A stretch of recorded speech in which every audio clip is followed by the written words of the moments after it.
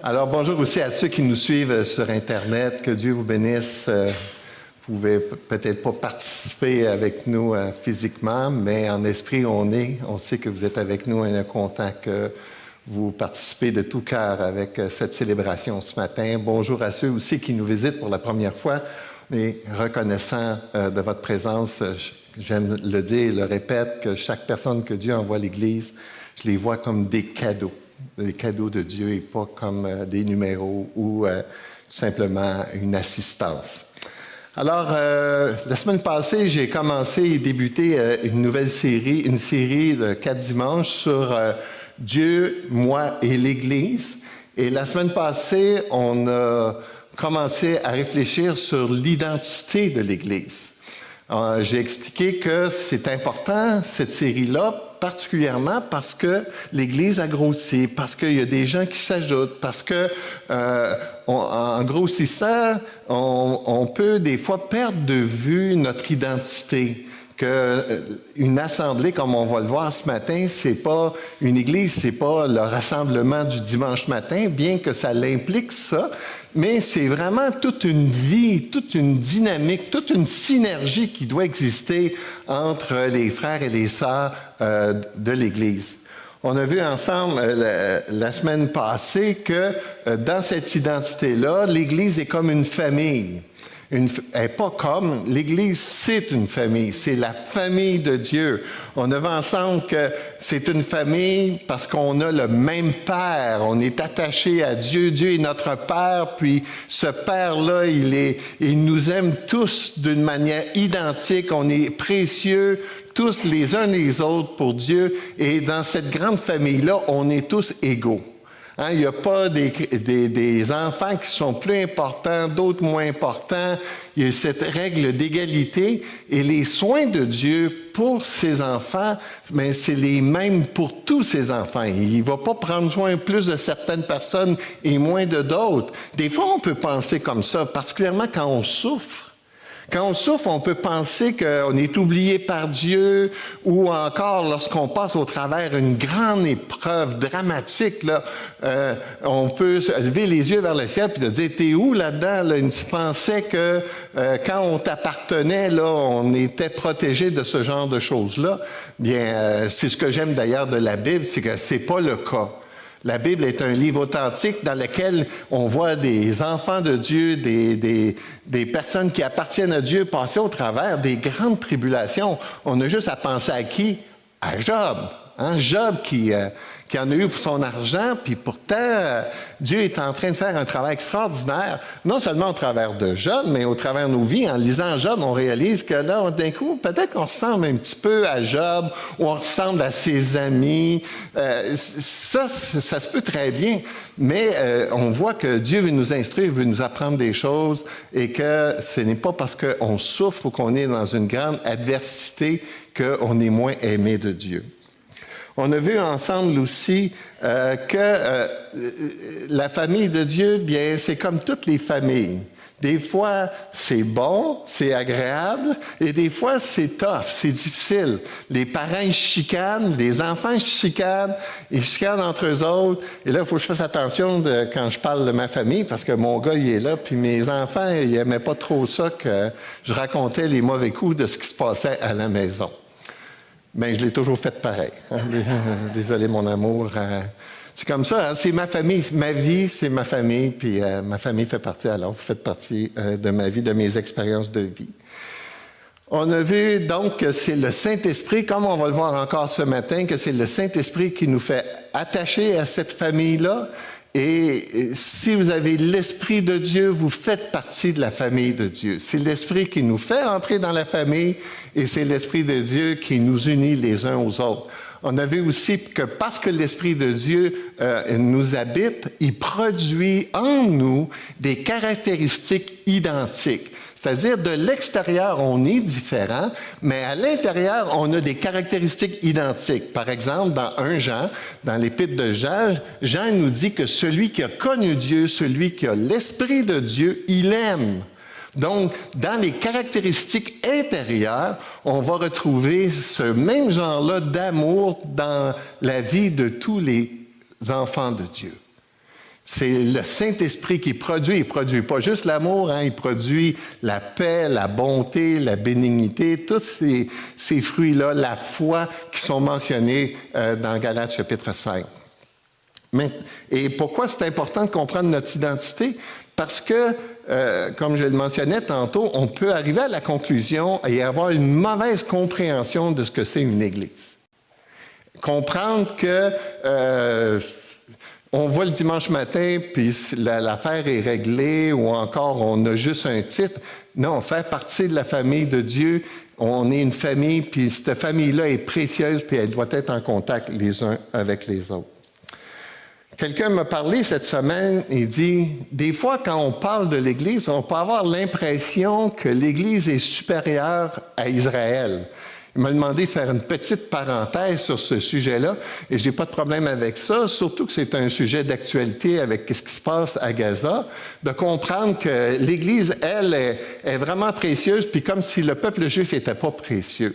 Je n'ai pas le temps de développer beaucoup ce sujet-là ce matin, mais juste quelques commentaires pour vous dire que l'Église n'est pas plus importante ou meilleure qu'Israël.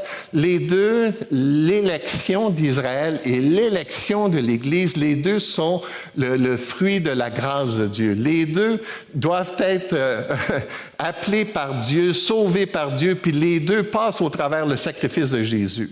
Si Israël est pour être sauvé, et je le crois, bien, elle doit l'être au travers le sacrifice de Jésus. Il n'y a pas deux voies de salut, il y a une seule voie de salut. Maintenant, on m'a demandé aussi, juste une parenthèse que je veux faire aussi au sujet de Gaza, on me dit, est-ce que Gaza, il y a des prophéties qui s'accomplissent avec ce qui se passe présentement à Gaza? Premièrement, il faut que je vous dise tout de suite que je ne suis pas un spécialiste des prophéties. Il y a des gens qui comprennent beaucoup mieux que moi, qui étudient ces sujets-là avec passion, donc ce n'est pas mon cas. Mais un commentaire que je veux faire par rapport aux prophéties, il arrive quelquefois que j'entends des prédicateurs appliquer des prophéties à des situations, puis honnêtement, là, j'ai honte. Parce que je trouve qu'on étire ou on force le texte, puis il y a des prophéties qui sont claires, mais il y en a d'autres que, franchement, là, c'était pas une bonne application des Écritures. Donc, il faut toujours faire attention quand on décide de dire que telle prophétie s'est accomplie dans tel événement. Autre chose que je peux dire par rapport à Gaza, c'est que Gaza, c'est ce qui se produit là, même si je crois qu'Israël a un plan spécial, que Dieu a un plan spécial pour Israël, honnêtement, ce qui se produit à Gaza, ça me rend très mal à l'aise. Ça me rend mal à l'aise, c'est parce que je comprends qu'Israël est tanné de se faire bombarder, tout ça, mais en même temps, je suis pas sûr que c'est, dans le contexte actuel des choses, c'est la meilleure chose à faire. Même si Israël prenait possession de toute la terre, le territoire de Gaza, Israël va toujours avoir des problèmes avec les musulmans. C'est quand Josué est rentré en terre promise, puis qu'ils ont pris possession de la terre promise, ils ont toujours eu des problèmes avec leurs voisins, puis c'est encore la même chose aujourd'hui. Alors, donc, on ne va pas régler ce problème-là. Maintenant, c'est pas parce que, comme je le disais tantôt, que Dieu a un plan pour le peuple juif que c'est la bonne façon qui s'accomplit présentement avec ce qui se produit à Gaza. Maintenant, si je reviens à cette idée-là d'Israël et de l'Église, j'aimerais faire 3 commentaires. Tout d'abord, comme je l'ai dit, l'élection, c'est la manifestation de la grâce de Dieu pour l'Église et pour Israël. Donc, ça, il n'y a rien qui change. Les deux entités doivent passer au travers le sacrifice de Jésus par la foi. Deuxièmement, présentement, ce qu'on voit dans le peuple juif, même si on avait le temps de l'étudier, ce serait intéressant de voir au travers l'histoire de l'humanité comment est-ce que le peuple juif est un peuple qui a été vraiment béni par Dieu, même s'ils ont été éprouvés. Les grands scientifiques, comment Dieu a utilisé ces gens-là, c'est extraordinaire. Il y a vraiment quelque chose de spécial en accord avec ce peuple-là. Mais présentement, la majorité d'Israël vit dans l'endurcissement.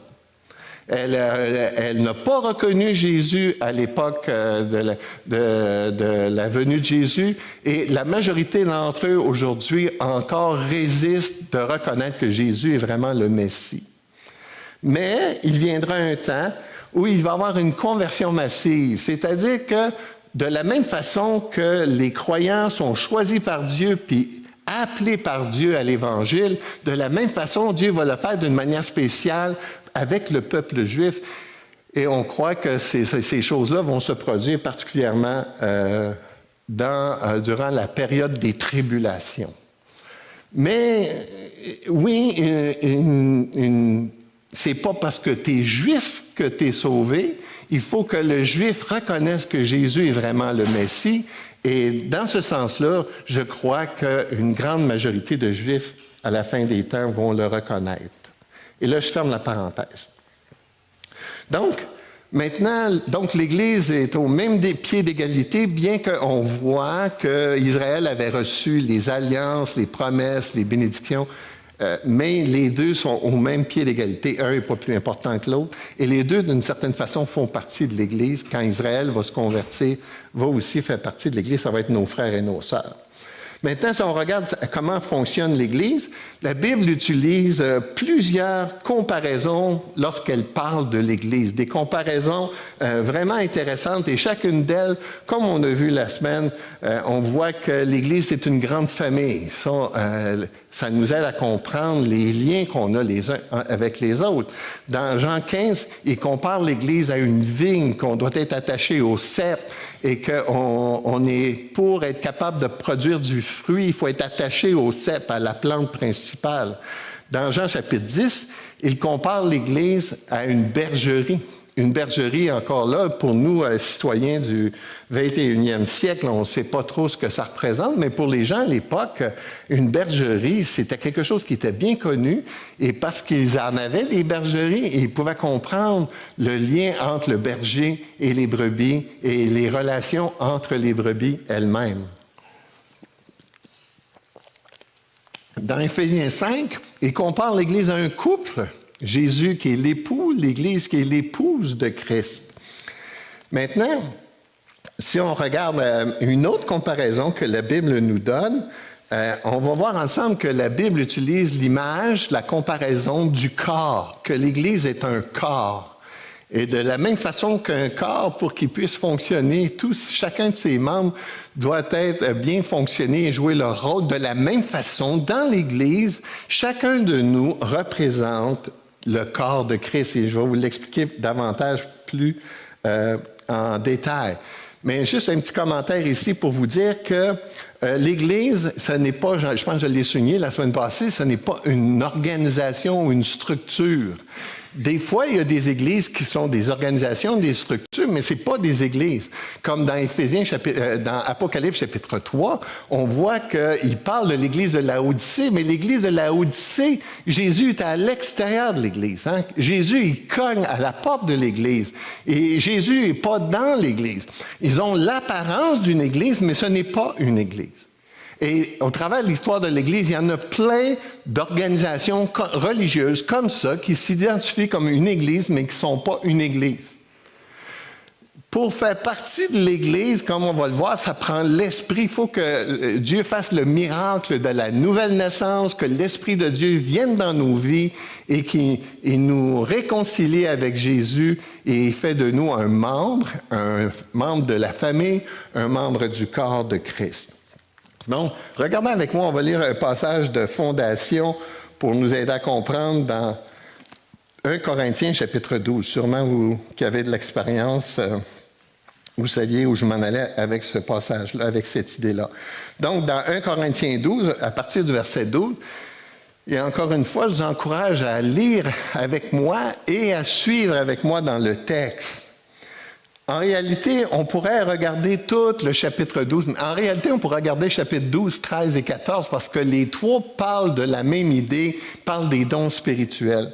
Mais pour le besoin de ce matin, on va regarder à partir du verset 12 au verset 27.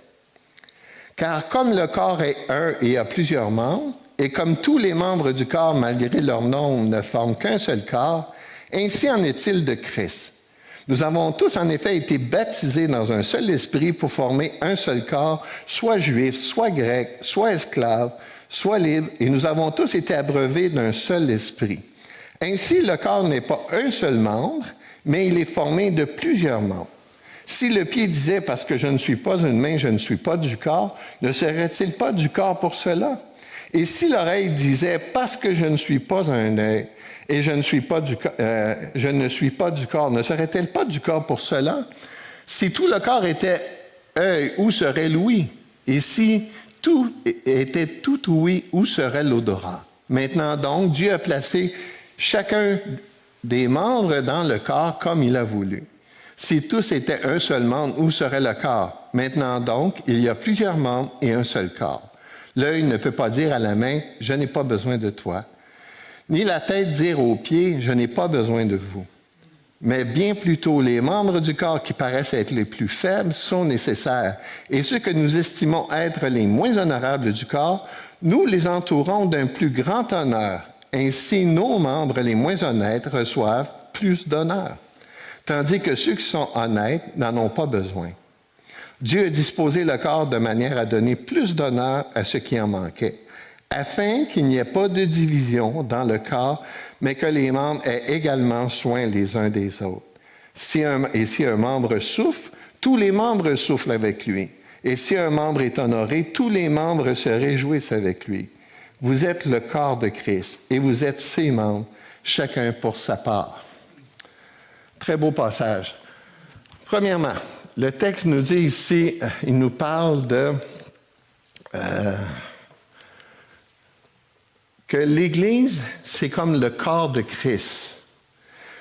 Lorsque Christ était sur la terre, il était capable de prendre soin parfaitement de tous les besoins des croyants. Tout ce que les croyants ont besoin, ils pouvaient le retrouver en Christ. Paroles d'encouragement, paroles d'exhortation, paroles de sagesse, instruction, correction. Tout ce que Jésus faisait, il le faisait parfaitement. Et on pouvait le voir en Christ. Maintenant, Christ est parti et juste avant qu'il parte, dire une autre chose qu'il avait comme mission, Jésus, c'était de refléter, il était l'image de Dieu. On a ça dans Romains 14. Celui qui l'a vu Jésus, il a vu le Père. Jésus est la manifestation parfaite du Père. Maintenant, lorsque Jésus est parti, ce qui s'est produit, c'est que Jésus a donné à l'Église les deux mêmes responsabilités. C'est-à-dire que tous les membres du corps de Christ, tous ceux qui sont attachés à Christ, ont aussi la même responsabilité de refléter le Père lorsqu'ils sont ensemble. Et non seulement ça, mais ils doivent prendre soin des uns des autres comme si c'est Christ qui le fait. Donc, c'est chaque membre du corps qui a la responsabilité d'exercer une manifestation de la personne de Christ. Lorsqu'ils sont réunis ensemble, c'est pour ça d'ailleurs quand il nous dit ici que Dieu a donné tous les membres, ceux qui sont plus honorables, ceux qui sont moins honorables, ceux qui c'est plus difficile, ceux qui sont moins utiles, pour être unis ensemble. Ça contribue à l'unité. Quand moi j'ai lu ça un jour, je dis « Wow! » D'habitude, les gens qui ont plus de difficultés dans l'Église, tu as plutôt tendance à voir que ça l'aide pas l'Église. Mais Jésus il dit non, ça l'aide l'Église. Tu as besoin des gens qui souffrent dans l'Église. Ça contribue à l'unité de l'Église.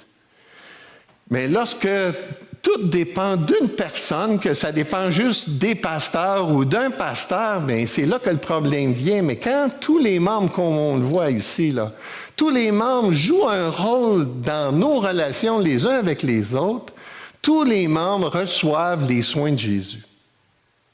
C'est quand ils sont ensemble qu'on reçoit les soins de Jésus. Donc, on peut être attiré par quelqu'un qui est un super enseignant, puis s'attacher juste à lui, mais c'est pas juste ça que tu as besoin. Tu as besoin de la sœur qui a un don de sagesse, tu as besoin d'un frère qui a un don de service, tu as besoin de toutes ces personnes-là autour de toi pour que tu puisses recevoir le ministère complet de Christ. Si tu te tiens à l'écart, tu n'as pas les soins de Christ, parce que Christ, il manifeste ses soins au travers les frères et les sœurs. Je vous ai déjà mentionné que les frères et les sœurs sont juste des canaux, des instruments par lesquels Dieu prend soin de nous. Et malheureusement, des fois, on s'attache trop à l'instrument qu'est Jésus lui-même. Chaque fois qu'on reçoit une bénédiction d'un frère ou d'une sœur, il faut le voir que c'est Dieu qui le fait au travers de cette personne-là pour s'attacher davantage à Dieu qu'aux êtres humains. Mais c'est quand même la volonté de Dieu que ce soit que Jésus manifeste ses soins au travers des sœurs et des frères et des sœurs. Malheureusement, l'Église de Corinthe avait toutes sortes de problèmes dans cette Église-là. Hein? J'ai déjà mentionné ici, je ne voudrais pas être le pasteur de l'Église de Corinthe. Pourtant, c'est l'apôtre Paul qui l'a débuté. Dans cette Église-là, il y avait toutes sortes de problèmes. Il y avait des problèmes de division, de faction, des problèmes d'immoralité sexuelle, des problèmes de litige entre croyants, problèmes liés au mariage et au célibat, problèmes sur la liberté chrétienne, problèmes sur les rassemblements lorsque l'Église se réunit, des problèmes sur la résurrection, des problèmes de leadership et d'autorité, et finalement des problèmes avec les dons spirituels. Et les dons spirituels, c'était, semble-t-il, vraiment un problème majeur parce que l'apôtre Paul, il enseigne 3 chapitres sur les dons spirituels. Donc, il y avait une incompréhension de comment fonctionne le corps de Christ. Il y avait une incompréhension sur l'utilité ou l'usage des dons spirituels, sur les capacités de chaque croyant. Semble-t-il que les croyants recherchaient particulièrement les dons spectaculaires, les dons comme les langues, les dons comme les miracles, les dons comme la prophétie. Et là, ce que ça faisait, c'est que certains chrétiens où Dieu les avait équipés pour faire un autre don, ils ne voulaient pas aller dans l'autre don que Dieu leur avait donné, ils voulaient celui-là en avant, là, celui qui paraît bien, ou celui que tout le monde voit, ou celui qui est impressionnant. Mais il dit, le corps ne peut pas fonctionner comme ça. C'est pour ça qu'on va voir tantôt, quand il parle de diversité, il va dire que si tout le monde était un bras, ça serait laid, l'Église. Ben non, le corps humain est composé de différentes parties, puis toutes ces parties sont importantes pour qu'il puisse fonctionner. J'ai déjà réfléchi à ça un jour. J'ai dit, quelle partie de mon corps que j'aimerais ça perdre? Ben, j'aimerais ça. Que j'accepterais de perdre. Avez-vous déjà réfléchi à une question existentielle comme ça? Et là, dans le fond, chacune des parties de ton corps est importante. Êtes-vous d'accord avec ça?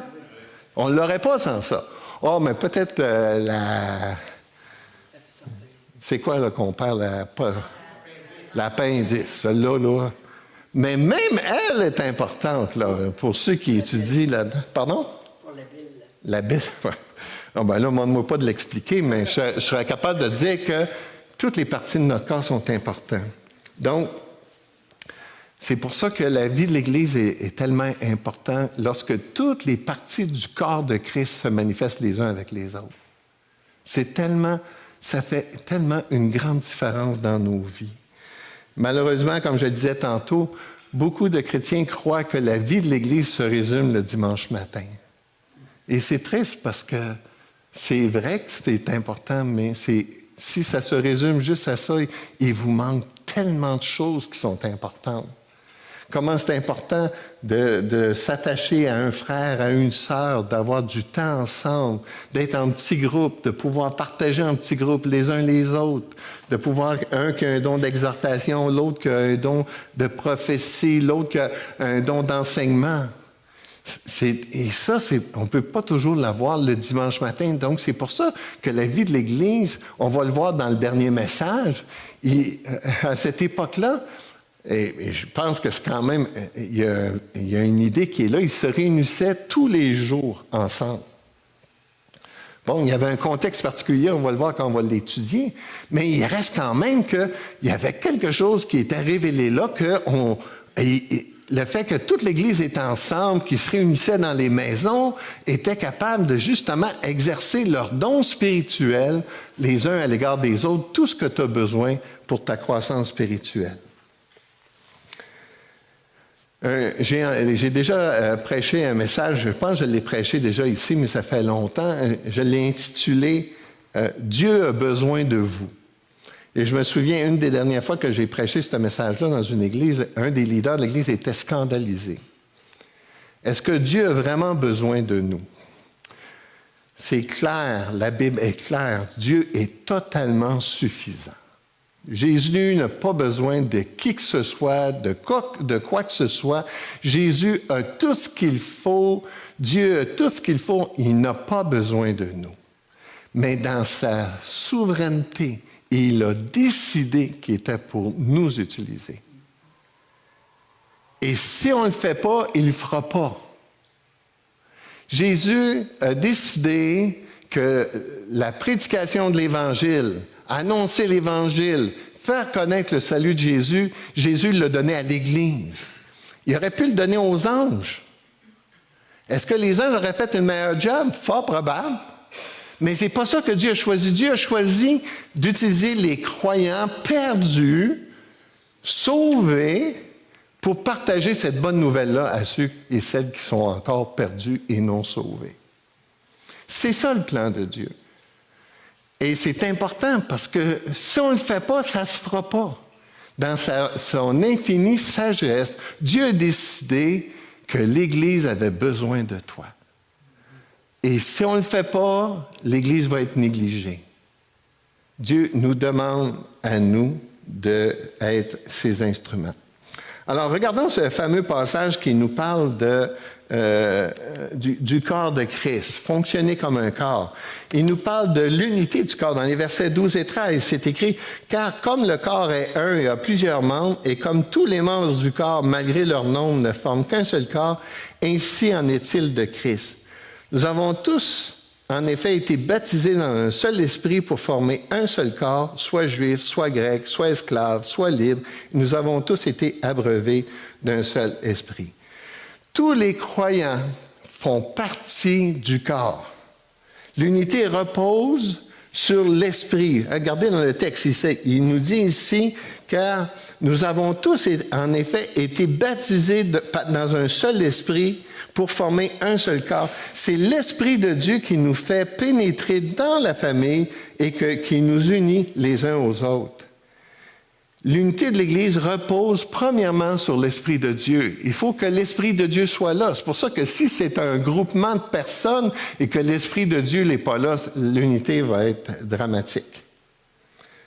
À notre conversion, on est rentré dans la grande famille de Dieu. On est entré, on a été attaché à ce corps. Dans Éphésiens 4, 1 à 4, « Je vous exhorte donc, moi, le prisonnier dans le Seigneur, à marcher d'une manière digne de la vocation qui vous a été adressée en toute humilité et douceur, avec patience, vous supportant les uns les autres avec charité, vous s'efforçant de conserver l'unité de l'esprit par le lien de la paix. » Voyez-vous, c'est intéressant. Il ne dit pas ici, vous efforçant de créer l'unité de l'esprit. Et il nous dit, vous efforçant de conserver l'unité de l'esprit. C'est-à-dire que parce que l'Esprit de Dieu nous habite, ce qu'on doit faire, c'est que dans la pratique, on doit être unis comme nous le sommes en esprit. Autrement dit, je peux être en chicane avec un frère ou avec une sœur, mais dans le ciel, quand je vais être avec lui, il n'y en aura plus de chicane. Ça, c'est notre position dans le ciel. Mais dans la pratique, nous, là, c'est qu'on doit vivre dans la pratique, qu'est-ce qui va se passer dans le ciel? Quand on va être dans le ciel. Et c'est à cause de l'Esprit de Dieu. L'Esprit de Dieu qui nous rend capables de connecter les uns aux autres. Alors, donc, c'est pour ça, c'est rechercher ce que nous possédons déjà en position dans le ciel. Il y a un seul corps, un seul esprit, comme vous avez été appelés à une seule espérance par votre vocation. un. À cause de l'Esprit de Dieu, parce qu'on est attaché à ce corps-là, on est un. Ça, c'est notre position dans le ciel. Puis dans la pratique, lorsque on exerce nos dons spirituels, on contribue à l'unité les uns avec les autres. Si quelqu'un un jour vous dit « As-tu été baptisé du Saint-Esprit? » vous allez lui répondre « Absolument. » Au moment où vous avez reçu Jésus-Christ comme votre Sauveur et Seigneur, vous avez été baptisé du Saint-Esprit parce qu'il y a seulement l'Esprit de Dieu qui dit que Jésus est Seigneur. Donc, si vous êtes capable de dire et de croire de tout votre cœur que Jésus est Seigneur, c'est que vous avez l'Esprit de Dieu en vous. Ce n'est pas une expérience futuriste, c'est une expérience au moment de votre conversion. Et lorsque vous devenez chrétien, lorsque l'Esprit de Dieu entre en vous, il y a maintenant plus de distinction. C'est pour ça que le texte dit ici, pour former un seul corps, soit juif, soit grec, soit esclave, soit libre, et nous avons tous été abreuvés d'un seul et même esprit. Quand j'ai fait mes études doctorales, j'ai lu un livre sur les caractéristiques du peuple américain. Puis l'une des caractéristiques contemporaines qui caractérise le peuple américain, c'est, je cherche le mot là, c'est le racisme. Le racisme. Et là, j'ai été tellement surpris de lire à un moment donné dans le livre que dans les premières croisades d'évangélisation de Billy Graham, il y avait une section pour les Noirs puis une section pour les Blancs. Si j'étais à cette époque-là, peut-être que je le comprendrais, mais aujourd'hui, je ne comprendrais jamais ça. Je ne comprendrais jamais ça qu'on fasse des distinctions, ou même des distinctions riches ou pauvres, riches ou bien-être social. Non. Dans l'Église, ce n'est pas supposé exister parce qu'on est tous un, puis on a tous la même valeur, puis on est tous aussi précieux aux yeux de Dieu. Toutes les parties du corps sont importantes. Il y a une règle d'égalité dans l'Église. Pasteur ou pasteur, jeunes ou vieux chrétiens, sommes tous sauvés par grâce et baptisés du Saint-Esprit. L'Église est un groupe de gens qui partagent la même vie, appartiennent au même Seigneur et qui sont remplis du même esprit. Maintenant, ça se peut que tu te sentes seul.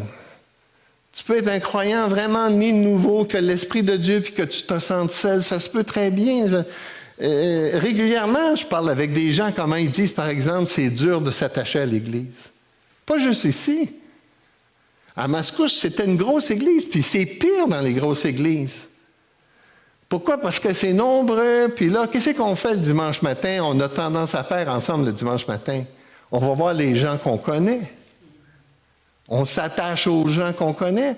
J'ai vu cette règle-là d'inégalité dans l'église de Mascouche où les gens se réunissaient ou s'attachaient les uns les autres par leur classe sociale.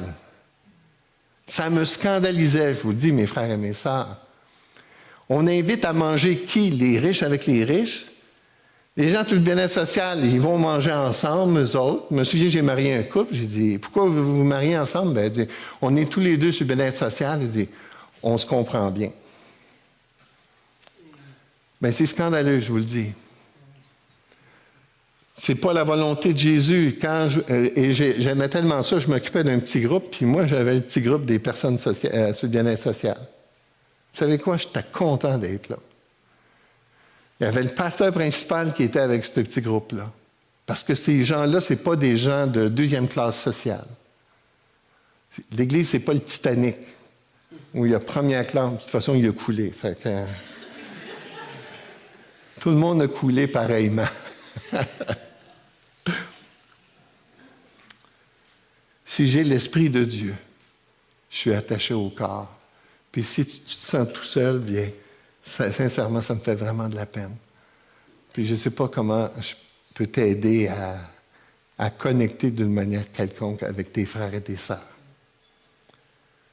Chose certaine, rester seul, ce n'est pas la solution. On a besoin d'être proche, d'avoir une proximité. Deuxième chose qu'enseigne le passage, l'unité et après la complémentarité du corps.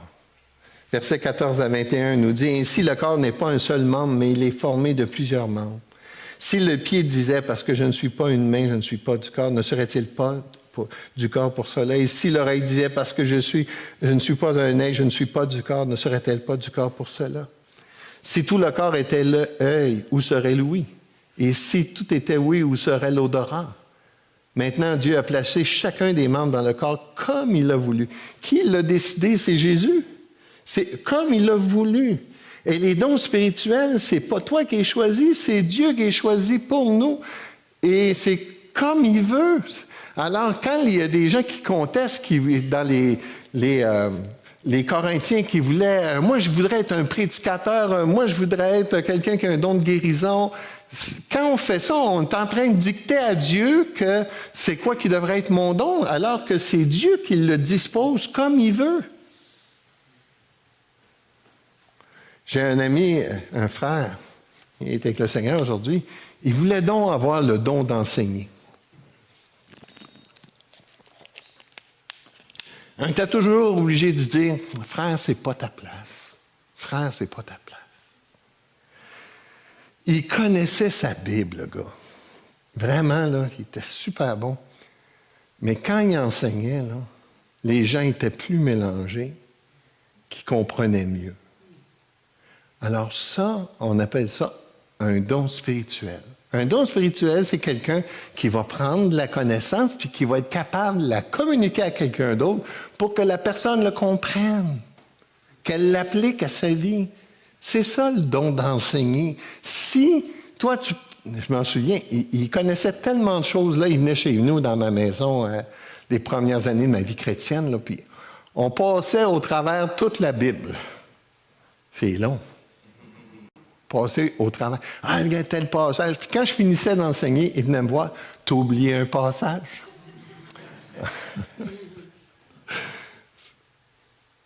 Alors, c'est Dieu qui décide comme il le veut. Comme il a voulu. Verset 19. Si tous étaient un seul monde, nous serait le corps. Maintenant donc, il y a plusieurs membres et un seul corps. L'œil ne peut pas dire à la main, je n'ai pas besoin de toi, ni la tête dire aux pieds, je n'ai pas besoin de vous.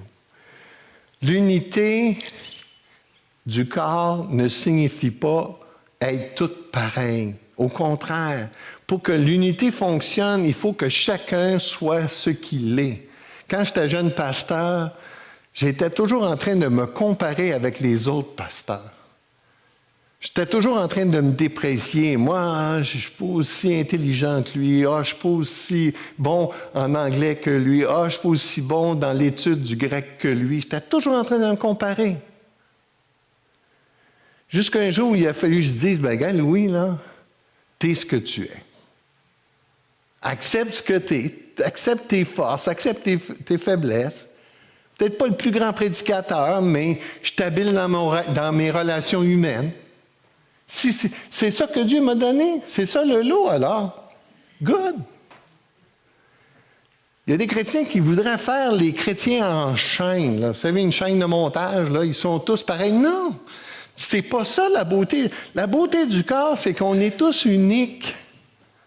Quand j'étais jeune, vous voyez, j'ai eu bien des problèmes avec, puis que j'ai encore d'ailleurs, des problèmes avec mon image personnelle. Je me souviens quand j'étais adolescent, là, moi, je m'étais donné une identité.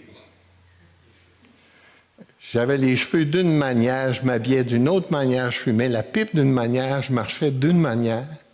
Tout est réfléchi. Jusqu'au jour où, quand j'ai donné ma vie à Christ, là, on va arrêter ça, là. Tu peux-tu être Louis que Jésus a créé, puis qui est unique, puis qu'on est tous uniques, les uns les autres? Et c'est ça qui fait la beauté d'une église. Il y a une église à Québec qui, j'aime tellement son nom, s'appelle Mosaïque. Alors, Mosaïque, c'est quoi?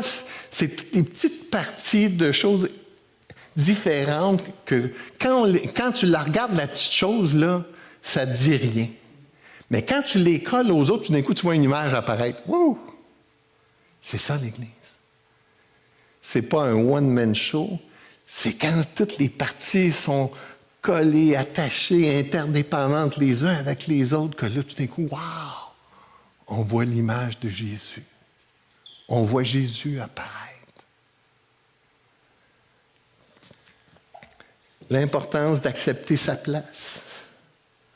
La beauté du corps, c'est parce qu'elle est composée de plusieurs membres. Puis c'est ça qui fait que c'est beau. Ça qui est beau, Christ qui est la tête, le pasteur, le service, l'enseignement, la libéralité, la compassion, la foi, la sagesse, tout ça, là, quand c'est ensemble, là, on voit le corps, on voit Christ. C'est super beau. Mais dans la pratique, quand là, il manque un bras, oh, wow! Quand on n'est pas attaché au corps, lorsque on n'est pas en contact avec le corps, ben ça donne une diffusion de Christ qui est incomplète. Il manque quelque chose de vraiment important.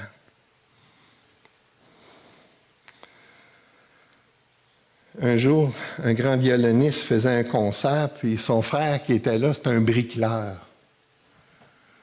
Alors, une femme commence à parler au bricoleur, elle lui dit « Ça doit être merveilleux d'être le frère, de faire partie d'une famille d'un si grand violoniste. » Puis au moment qu'elle a dit ça, elle a dit « Ouais, c'est pas bien fin pour lui. » Elle dit « C'est sûr, on a besoin des bricoleurs aussi, c'est important. » Puis là, le bricoleur lui répond, il dit vous me le dites, madame. Il dit, mon frère violoniste ne connaît pas grand-chose au sujet des briques. Mais s'il n'avait pas été capable de gagner sa vie en jouant du violon, il ne pourrait pas embaucher des bricoleurs pour construire sa maison. S'il avait dû construire sa maison lui-même, il serait ruiné. Bon, on a besoin des violonistes, on a besoin des bricoleurs. Si vous voulez construire une maison, ne cherchez pas des violonistes dans les pages jaunes. Cherchez des bricoleurs.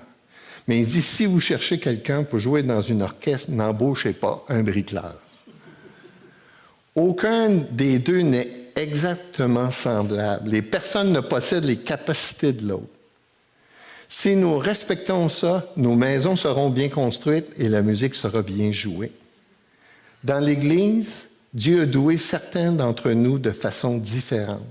Notre responsabilité est d'exercer nos talents et nos dons spirituels que Dieu nous a donnés. Et lorsque nous le faisons, nous travaillons à l'avancement du royaume de Dieu et à l'harmonie dans le corps de Christ. Comme responsable de l'association, il y a une affirmation qu'on utilise constamment en parlant avec les leaders, avec les pasteurs, en parlant avec les églises, c'est celle-ci. On cherche la bonne personne à la bonne place dans la bonne saison de sa vie. La bonne personne à la bonne place. Comme j'ai dit tantôt, ce frère-là qui voulait absolument être un enseignant, c'est de faire mal à l'Église que de le placer pour qu'il enseigne, parce que ce n'était pas sa place. Donc, la bonne personne à la bonne place. Des fois, dans l'Église, c'est pas parce que tu es pasteur que tu peux être pasteur n'importe où. J'ai eu souvent cette discussion-là avec mon fils Jean-Sébastien. Il y a un livre qui a été écrit, ça s'appelle « Diriger de la deuxième place ». Ce livre-là, il fait l'éloge de des personnes que Dieu a équipées pour être des deuxièmes, pour jouer un rôle de deuxième. Et je l'ai vu dans l'histoire de l'association, quand on prend quelqu'un qui a un rôle de deuxième puis qu'on le place en premier, l'Église est en difficulté.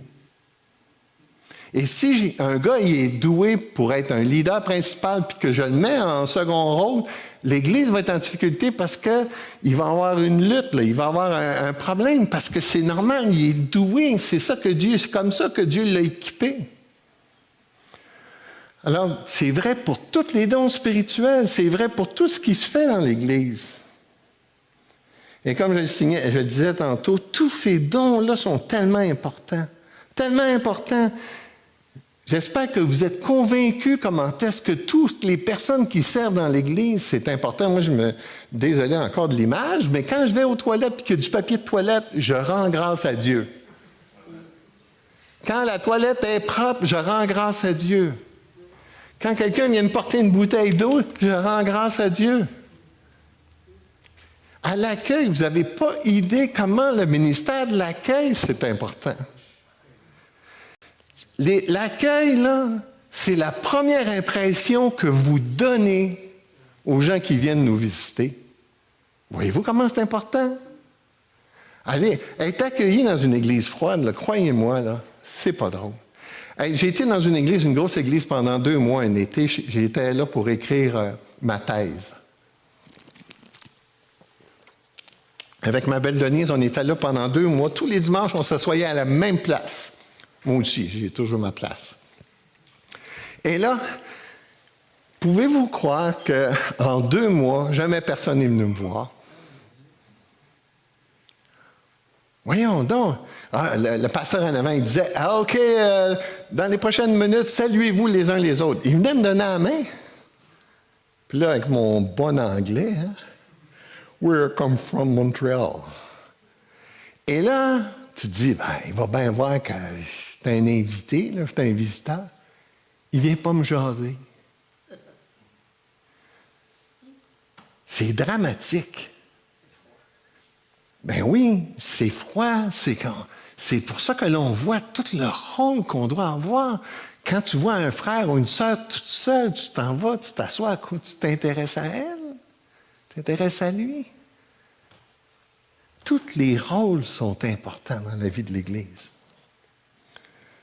Comme nous dit ici, l'œil ne peut pas dire à la main, je n'ai pas besoin de toi, ni la tête dire aux pieds, je n'ai pas besoin de vous. Tu ne peux pas dire ça.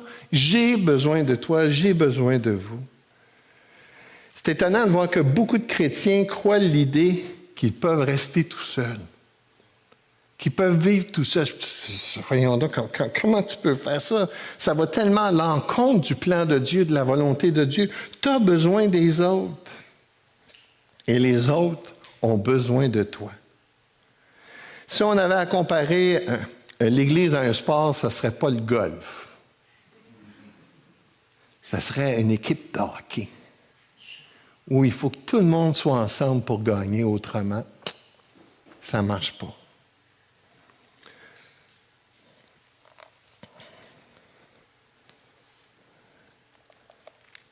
Je sais, c'est ça quand il dit « un bras tout seul, c'est tu l'es ».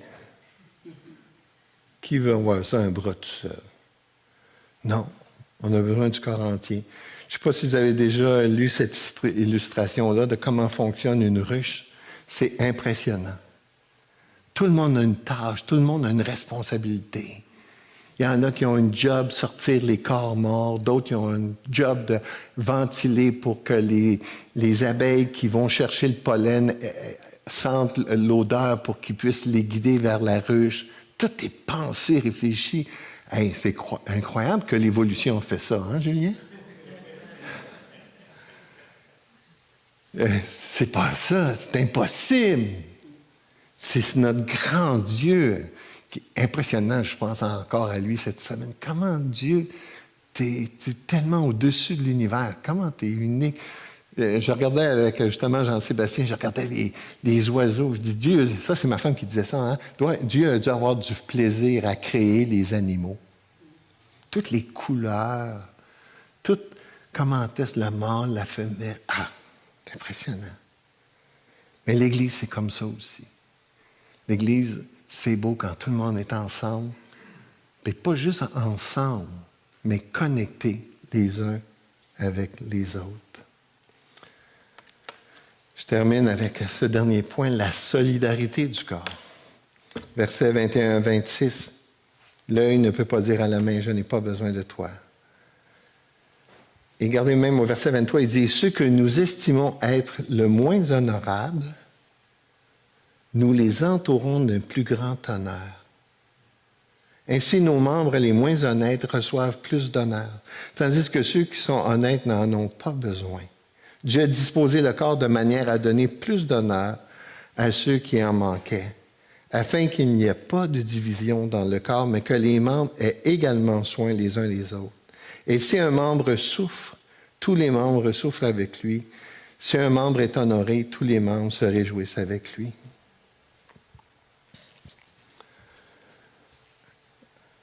En utilisant ici, c'est tellement beau, comme je le mentionnais tantôt, ceux qu'on pense qui sont un paquet de troubles dans l'Église, premièrement, ils ne sont pas un paquet de troubles. Deuxièmement, on en a besoin. On a besoin d'être tourné vers ceux qui sont dans le besoin. Prendre soin d'eux. Et quand on le fait, on contribue à l'unité. Un jour, un médecin était voir le pasteur puis lui a dit, c'est quelle partie de votre corps qui est le plus important pour exercer votre ministère? Il répond, ma bouche, ma tête, c'est quoi? Le médecin lui répond, il dit, c'est votre gros orteil. Il dit, pourquoi mon gros orteil? Il dit, ton gros orteil, c'est ça qui fait en sorte que tu es capable de te tenir debout quand tu prêches. C'est lui qui, si tu t'en vas vers en avant, qui te ramène vers en arrière, qui garde ton équilibre.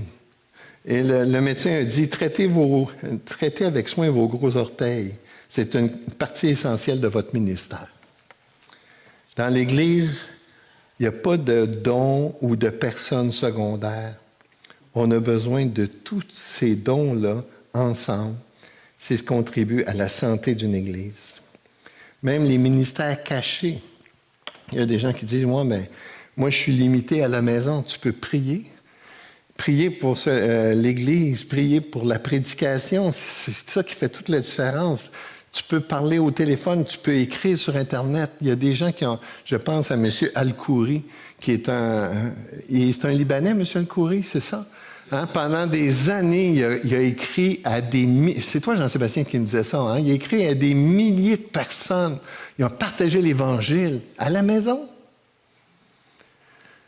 Donc, lui, il était limité, mais ça ne l'a pas limité pour servir le corps de Christ. Quand un membre souffre, tous les membres souffrent. Avez-vous déjà essayé de dormir quand vous avez mal à quelque part? Votre corps, il vous dit tout le temps, j'ai mal, j'ai mal, j'ai mal, j'ai mal. Tu n'es pas en train de t'endormir, je vais te régler ça demain matin. Non. Le texte laisse sous-entendre ici que ça affecte tout le corps. Essentiellement, ce que je veux partager avec vous aujourd'hui, c'est qu'on a tous besoin les uns des autres. Il y a des frères et des sœurs qui ont besoin de vous et vous avez besoin de vos frères et de vos sœurs. C'est le plan de Dieu pour votre vie.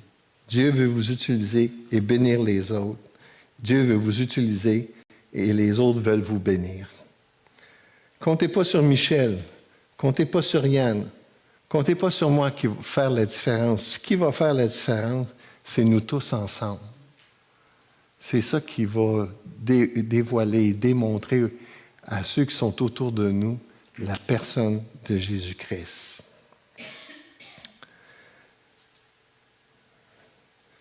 J'aimerais vous laisser un verset qui pourrait méditer cette semaine. Ah, là, la manette ne marche plus. Veux-tu l'avancer, s'il te plaît? L'autre. Encore. Comme de bons dispensateurs des diverses grâces de Dieu, que chacun de vous mette au service des autres le don qu'il a reçu. Réfléchissez ça cette semaine comme de bons dispensateurs, comme vous avez été des récipients de la grâce de Dieu dans vos vies, que chacun de vous mette au service des autres le don qu'il a reçu.